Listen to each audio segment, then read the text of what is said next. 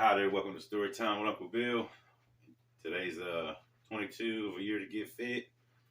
The road to six-pack abs. We're going to be doing some shoulder today, folks, and a lot of reps at least once a month. What I like to do is go down. Ain't really lifting a lot of heavy weight anyway, but go down a lot lighter and do a lot more reps. And I want endurance muscles. I want muscles that 8, 10 reps, 12 reps. I want more than that. I want when I need those muscles to help me do activities or workouts, they're ready for long periods of time. You never know when you're going to need them. I actually was in a situation where I was up in a tree trying to help one of my buddies down, and the branch broke. And when he was falling, I grabbed his hair. That's what I called him by. Just enough to put him back on the branch. Grab the branch, grab the branch. Almost jerked me all the way down. You know what I mean? So you want to have, because I have wasted a lot of energy just going up the tree. When's the last time you tried to climb a tree? Without no ropes and no assistance. It's tough. And I was probably about 14 then. And if you see me chewing gum, I recommend that you chew gum during the workout. I'm about to spit it out for the video's sake, but it helps bring oxygen to the brain, actually. Sugar-free gum too. Don't ruin your teeth. It's not worth it. Matter of fact, give me 1 second. And if you're going to gyms and you're chewing gum, discard it in the trash can. Don't put it on the equipment or the wall, in the bathroom, in the trash can.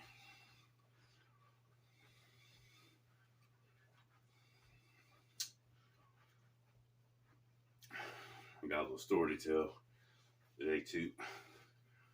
And before any workout, make sure you've already consulted your physician. You've ate 30 minutes to an hour before you work out, plenty hydrated, warmed up, maybe stretched afterwards. Come up in here with a good positive attitude. We're going to build muscle, lose some weight, and have some fun. Give me 1 second. 1 second. All right, there we go. Sugar-free cherry Kool-Aid with sugar. All right. One of them marathon muscles. Just because the weight's lighter doesn't mean you need to go gunslinging it. Every rep should always be the same. When you're coming up, breathe in, out. In through the nose, out through the mouth.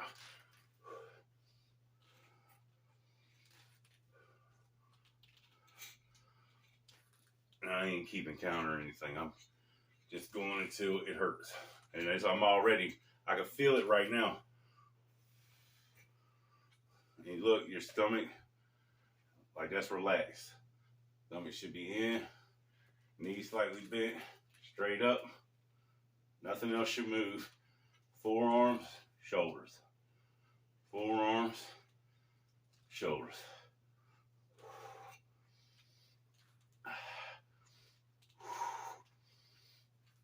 You get tired, hold it up.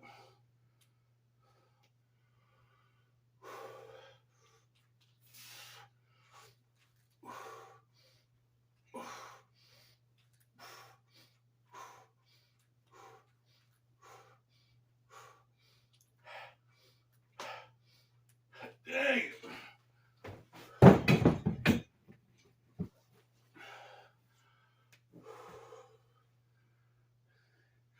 I had just got married in 2007. And my wife was in the Coast Guard. And we lived in a military house, and we lived in Slocum Village in Havelock, North Carolina. And actually got a job working with the company that was building the new houses in Slocum Village, and their headquarters was right there in the neighborhood that I now lived in. It couldn't have been more perfect, and they was paying good money and all the overtime you could eat up. Okay, because the job was, they was behind on their when they were supposed to finish. And the way the government works, it may be every place, but if you say you're gonna finish in a time and you don't, you got to pay them. They need that buildings, and it was way behind. It was months and months behind, and every day cost money. So I got hired on to do hold downs, and that's, if you don't know what hold down is, the bottom plate gets attached to the foundation by 3/4 inch to 1/4 inch rods, and our job was to drill the holes in the 2x4s. The 2x4s get secured to the foundation. Drill the holes into the 2x4 into the concrete. Fill that hole up with epoxy, Hilti, and shove that big screw, big rod, threaded rod. It was enormous. And then wait for it to dry, and you come back and you put a big old nut on that thing.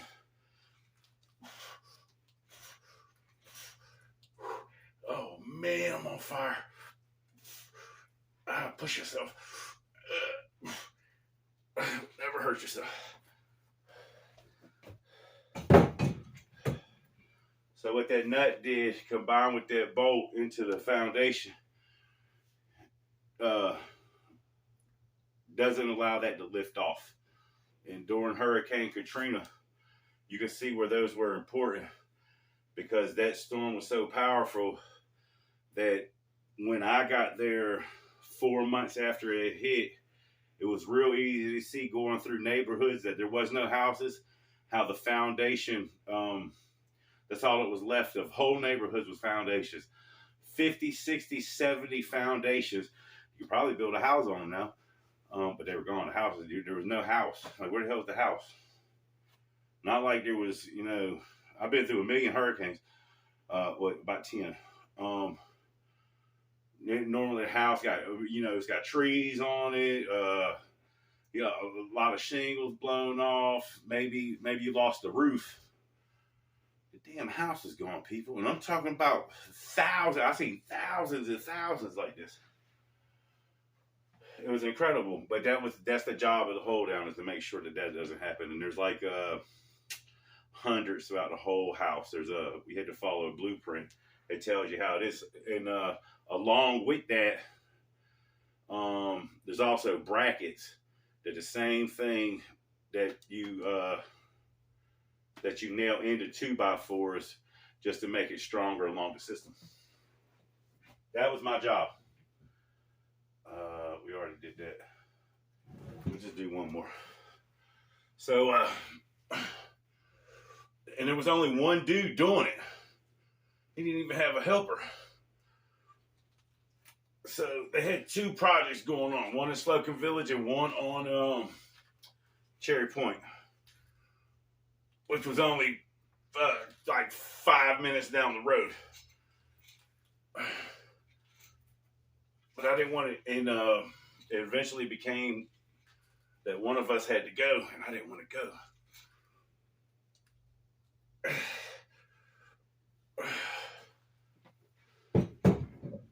And I got a call, and they was like, "Yeah, we're gonna give you a raise, and you get to stay here."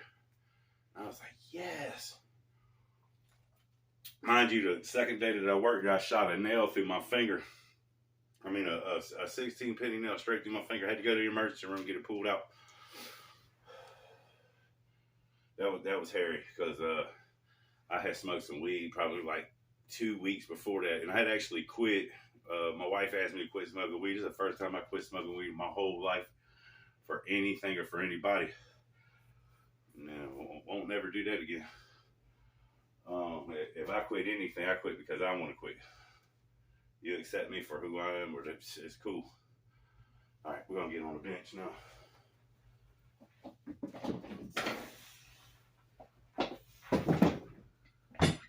Check right quick. Yeah, that should work. Man, my shoulder's on fire, folks.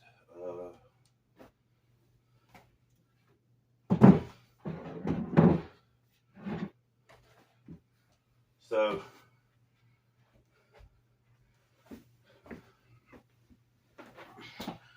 I got married in May 31st. About mid-June, man, folks, there was some ferocious thunderstorms, incredible downpours. I mean, like instantly erode landscape, and this is brand new land that had cracked open, so it didn't even have grass or anything. It's mostly like mud and real sloppy. It's just nasty when it got wet. Big time lightning. I mean, crazy ass lightning. Lightning like I've never seen before. I mean, and it was beautiful, man, but it was so scary, and the thunder that accompanied it. So after about 4 or 5 storms, man, I told the boss, because we had to be there every morning at 6 o'clock, and at 6:20 promptly, he would show up, and we had a meeting every morning. So after about 4 or 5 storms, I was like, hey, check this out, man. Because none of the buildings we worked in had electricity. We had these great big generators. Look, I mean, just gigantic. They come on 20-inch wheels with with an axle, huge. And because we got to power a lot of my drill would probably shut down most outlets, just blow it up. It was incredible, and you had to have that for the torque. Burn the drills up too. $1,000 drills. It was incredible. I told the boss, man, I said, check this out. I ain't working during this lightning. There ain't no way, ifs, ands, buts, or about it. Everything we use is metal. Everything we touch is metal. If it's wet, we are already, we're superconductors. I'm just not going to do it. I said, I'll tell you what I do, though. Because I had 2 dudes under me. They gave me 2 guys. They gave me Tony Reeves, Anthony Reeves, and they gave me Deshaun Berry. 2 black dudes, love them dudes. Sometimes they used to show up to work drunk. I'd let them go and take a nap. I always had a book bag full of food. Because in Newport, North Carolina, they got a flea market. And you could get some incredible deals out there, man. I used to buy boxes of food for $5 and take it out there so the guys could eat. Because we had to work from 6 in the morning to 6 at night every day. There was no days off. And you could work a little longer. So I told him, when it gets too bad, we're gonna go get in the middle of the building, and I'll clock us out. And when you come in the building and you see it lightning like hell outside, and you see us sleeping, playing cards, don't make the weights, breathe out, in, out. Just don't say anything. We ain't trying to be sneaky. We ain't trying to milk the clock. We ain't trying to be deceptive. We're trying to be safe. Ain't no reason to be playing around in anybody's lightning. It's just not worth it. So he was like, well, you ain't got to clock out. Just make sure you're trying to do the right thing. And, you got to do what you got to do. I understand. I was like, cool. Like a premonition, folks.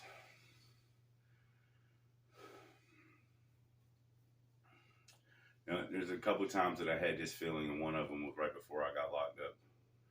I had called my girlfriend at the time and told her that I couldn't shake the feeling of being busted. And I was still going to go through with it.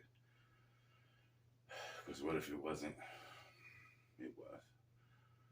So I went to I went to work that day and I started smoking weed again. I probably had quit for a couple months, but already the relationship was going south fast, and it had only been a couple months. It sucked. So I went to work that morning, and they said it was going to be bad that day. And I didn't feel anything. Everything was good. It was a good morning. Got a whole bunch done. We was in a quadplex, four units. That's what we worked. It was base housing. And just like any other morning, the guys showed up. Everything was good. We had a game plan. We had everything we needed. And just working. I took lunch at like 11 o'clock. And I walked to work because I only lived, it was less than like 0.3 miles. It was really not that far at all. And because I could walk through the thing, it was maybe even a little closer. And I remember getting into the house. And I was looking up at the sky, and man, it hit me. It hit me so. I mean, it was like an anxiety attack. It was overwhelming. It was just saying, you're about to get hit by lightning. Ain't shit you could do. Stay home. And I couldn't shake it. And I always talk to my wife at lunch. And do one more. I was eating a can of raviolis, Chef Boyardee raviolis, right out of the can. Smoking a joint.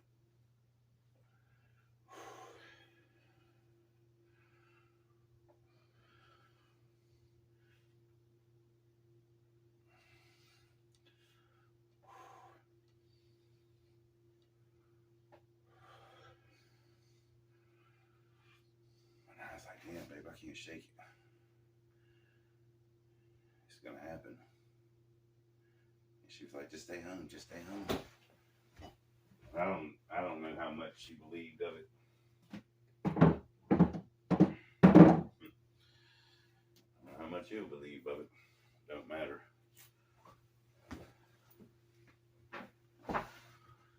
So I tell her, she tells me to stay home. I was like, no, I gotta get back to work. We got so much work. You know, they kind of depended upon me. Just see how long you can hold it. And endurance muscles.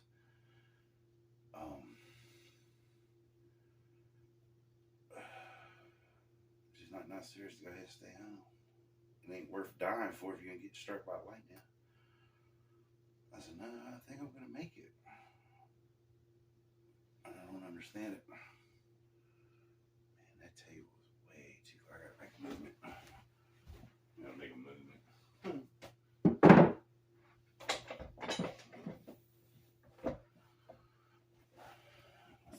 Sorry.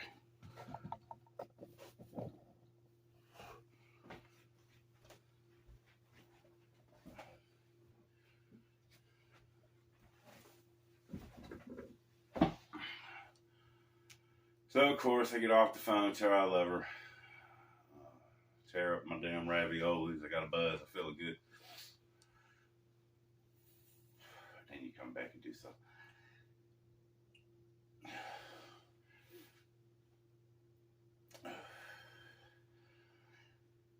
So when I got to go to work, I always cross, and mind you that it's been raining really bad, so a lot of the water and a lot of the water has eroded away the ditches, so they've got these channels every so often where the water's made a river down the embankment, and they're not very easy to get over and stuff, but that's how I always went, because to go down the roads, it's a longer walk, and it's dark. It's dark outside. It's 12 o'clock, 11:30, 12 o'clock in the afternoon because you only got 30 minutes for lunch. And it's lightning. And I get about halfway there and big drops. I mean, big cold drops. You know where that water's coming from, way up in the damn atmosphere. It's just short of hell. Huge drops. Oh, man.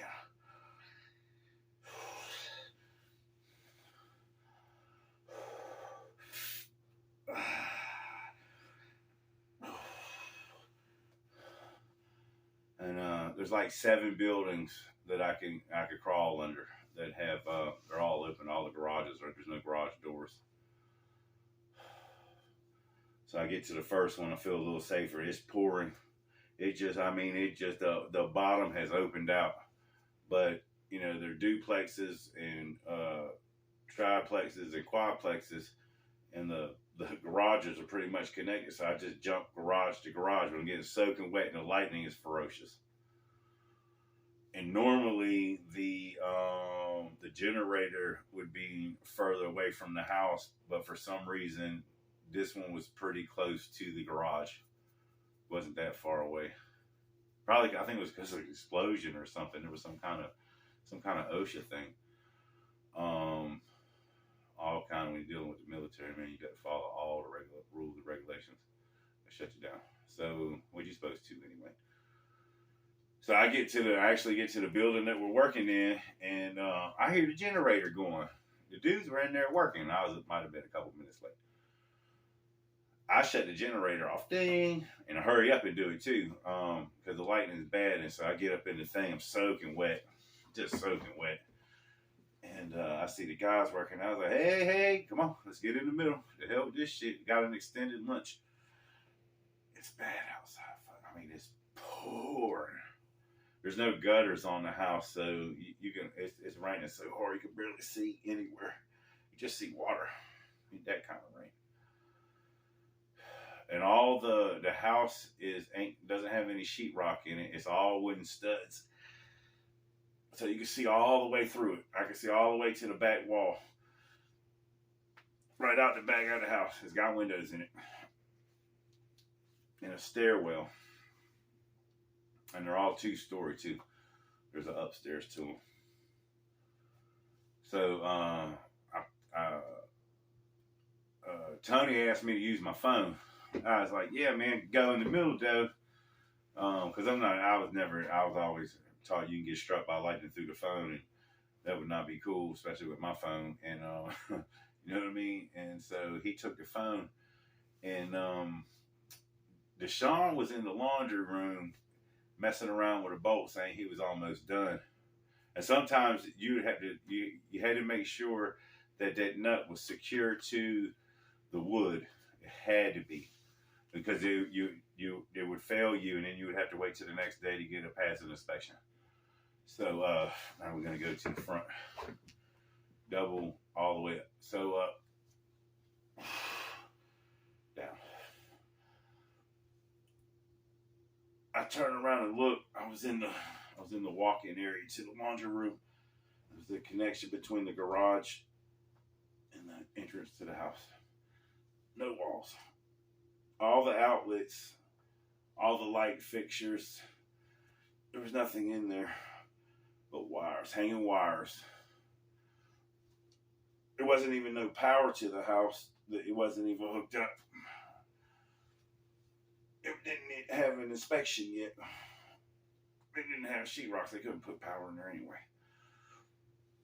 But instead of having a cap over the wire, it would just expose wires. And they would touch you too, man, and it would freak me out, because I know they're not live, but you don't never want to touch a damn electrical wire, ever. Don't even matter. It don't even matter if it's on the ground, just don't touch it. Use something else to pick it up. I look over by the window, underneath the window, and all hold downs have a support underneath the window. And I see the bolt sticking out, and the damn screw is about a half inch away from the wood. Instant fail. And I see it. And we have all the equipment to make sure that that doesn't happen. And I'm like, damn, guys, man, you got to do better than this. I mean, and it, you know, you could get distracted easy. You know, you get a phone call and you was almost working on the stuff.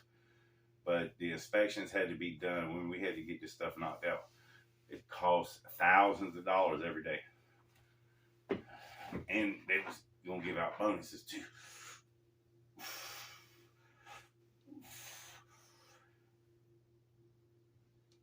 Folks, I reached down and grabbed it and then started turning it. I heard something. My whole world went black.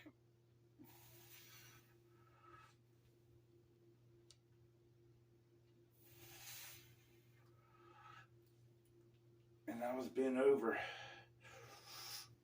I had to bend over. It's underneath a window. Little window.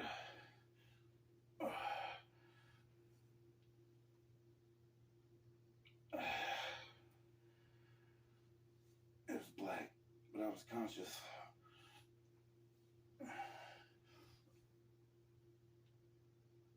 I had this feeling, this noise that I can't describe unless you've ever been under some high tension wires at one of those junctions and you hear them. I don't know how long I blacked, but when I opened up my eyes, I saw electricity shoot out my finger and my foot. And all the outlets in the house were erupting. If you've ever seen the Green Mile at the end where all the lights were blowing up, that's actually what it looks like when electricity passes through those wires. It shoots off a red spark, red and yellow spark, like a sparkler. It was incredible. And Deshaun was where Deshaun was in that laundry room. All those wires. I mean, it was it was so beautiful. It was incredible. He wasn't in there though.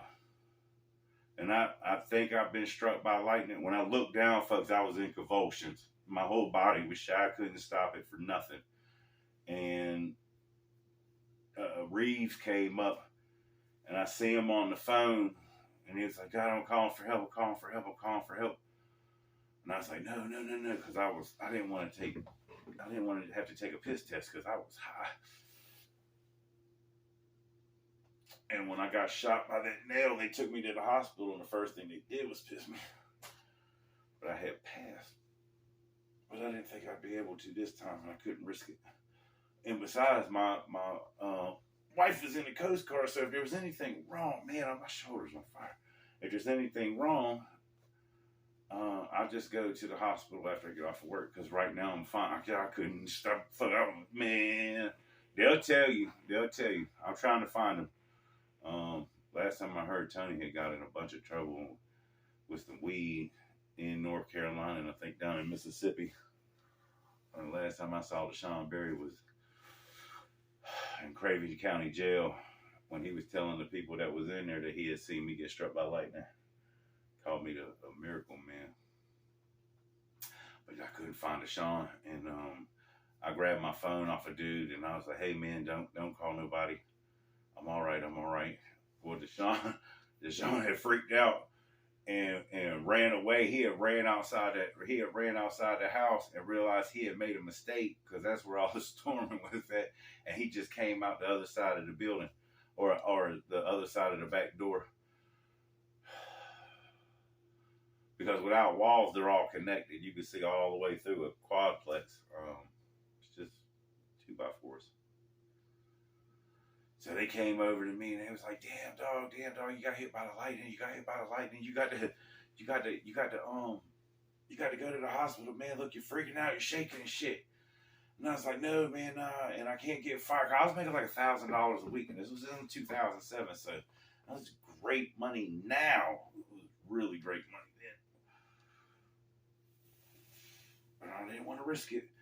So I told them dudes that we would fight. I'd beat their ass, damn near kill them. You don't tell them people shit. You tell them it was a close call. Well, right about that time, folks, I don't know how long it was after I got struck by lightning, but everybody and their mama started rushing into that house. I mean, they had everybody. It was probably 20 people, 30 people came rushing in there. Unbeknownst to me, after lunch, another crew that was adjacent to us, and because I was working in a cul-de-sac adjacent to us, I mean, directly across the street, saw that house that got hit by lightning like 7 times. And the attic covers, they're made of vinyl siding. There was 2 in the front and 1 on each side. When the lightning hit the house, it literally blew those things off of where they were located into the road, 100 feet. Shot them off. Every wire in the house was melted, even the big one. I mean, they had to do a total. They ain't seen nothing like that. The house was supposed to be grounded. I'm not really sure about that. And so they came in there, and I couldn't stop shaking. And they was like, "What's wrong with you? What's wrong with you?" And I was like, "It was right here. It was right here. It almost got me. It almost got me. I'm freaking out. And they was like, "Well, come on, you want to go to the hospital?" I was like, No, I didn't get hit. And they believed me. On the safety inspector dude, I don't think he really believed me, but he didn't really have no proof. And of course, the next day they told the story. So everybody come up was like, "Damn, dog, you really got hit by that lightning, didn't you?" I said, "Something happened." And I'm gonna be honest, folks, I didn't like that.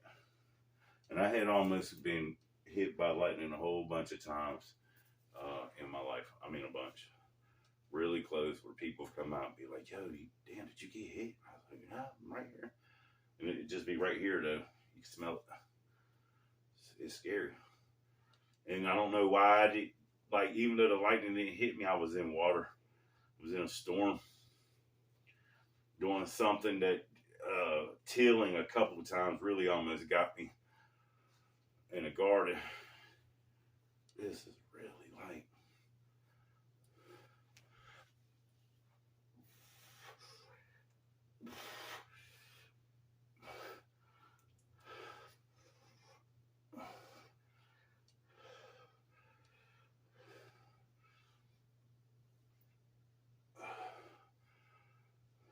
So I've got a million things to be grateful for, to even be alive for.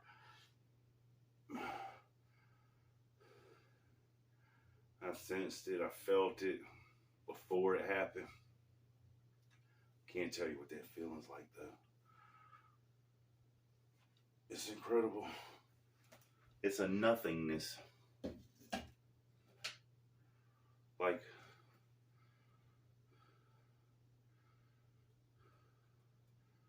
you're asleep and awake.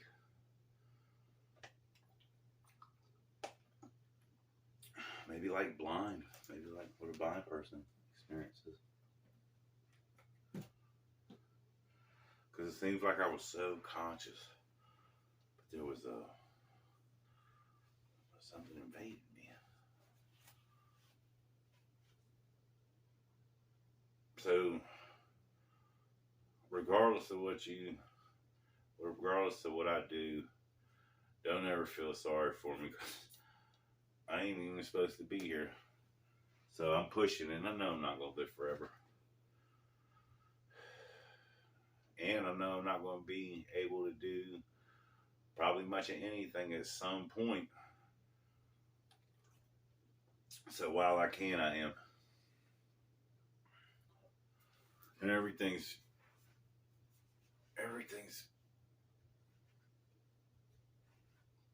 thought out at least a little.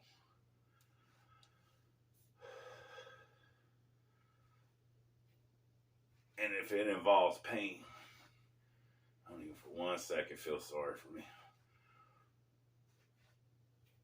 It goes away, folks.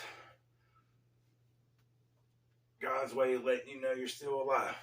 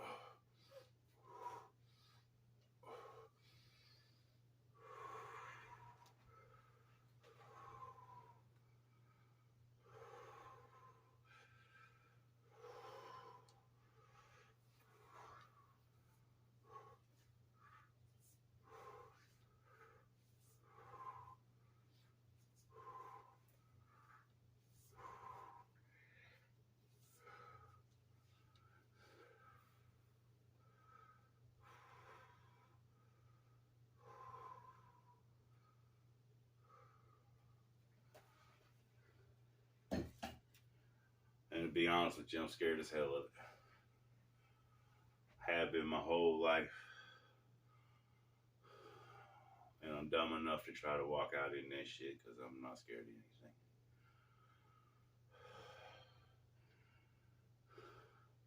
I ain't got to teach you to beat you. You're just not going to have no grip on me. I don't let drugs do it. I don't let people do it.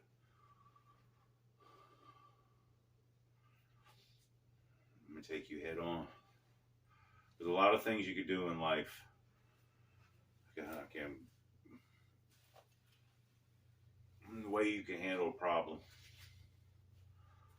And like I said, any problem, an obstacle on the road that I'm trying to journey on. And a lot of people will come up to that obstacle and will look at it and decide they just can't do anything about it, and turn it and walk away. Some people will call them people quitters. I would call them people that just came up to something, didn't know what to do, and decided to do something different. But if you really are passionate about something, if you really want to achieve something, a goal, if you got a plan, you don't let anything stop you. So you can avoid it and go around it and take your chances. You can go over it, you can go under it. I forget what the word is, man. My brain ain't working right now. Because my muscles are on fire. Do some shrugs. I'm head on. I need that problem out of my way. I need that path. So when I look back, that road is clear, and I can see the debris on the side is something I went through. And it's the trials and tribulations that make you stronger. You don't have to do dumb stuff. You just can't let fear, anxiety overwhelm you to a point that you don't even try. Because that's where a lot of us get stuck. We don't even try. And the crazy thing is because we're caught up in our mind. Because sometimes the easiest things for us to do, we think they are the hardest until we do them. And then we find out, as hard as we thought that was going to be, it wasn't nothing. We just couldn't convince ourselves that we had the confidence to do it, that we had what it takes. Because you do. You do. If you put your mind to it, you'll find it. You'll find the answers. Most of the answers in you, man. And most of the time you don't do things because of some kind of fear. Some kind of lack of inadequacy.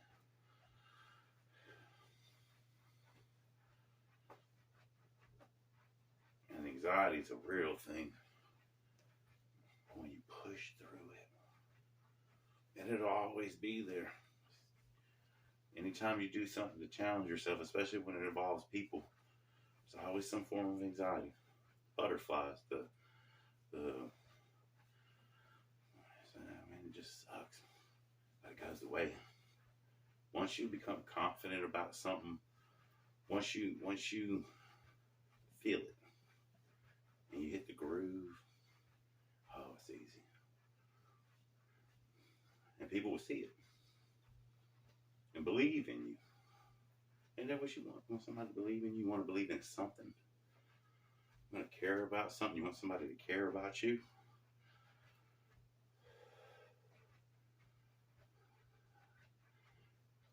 You know, getting hit by that lightning.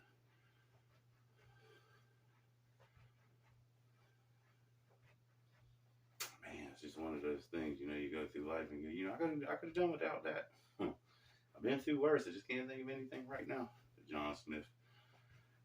I think it was in Pocahontas.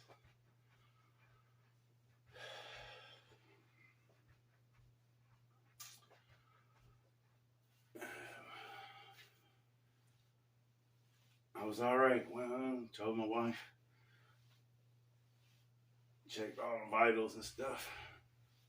Everything was cool. It's the talk of the town for a couple weeks. And it's a shame that didn't make the paper, didn't make the news. Just had to be a secret. The boss man came up to me. He said it hit you, didn't it? I said it was close.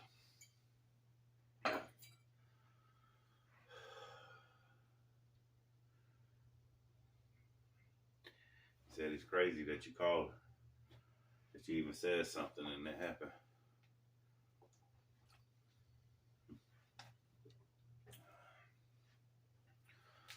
I said if it had to happen to somebody, man, I guess it had to happen to me. And I'm here to talk about it, so I guess everything's all right. Sucked though, man, it really sucked. And there is a really uncontrollable fear sometimes. Like with when I got shot. So now I'll be in the woods and just yell out real loud, don't shoot, don't shoot. I mean a lot. Hurts. I don't think dying hurts. Living hurts. I had enough hurt, man.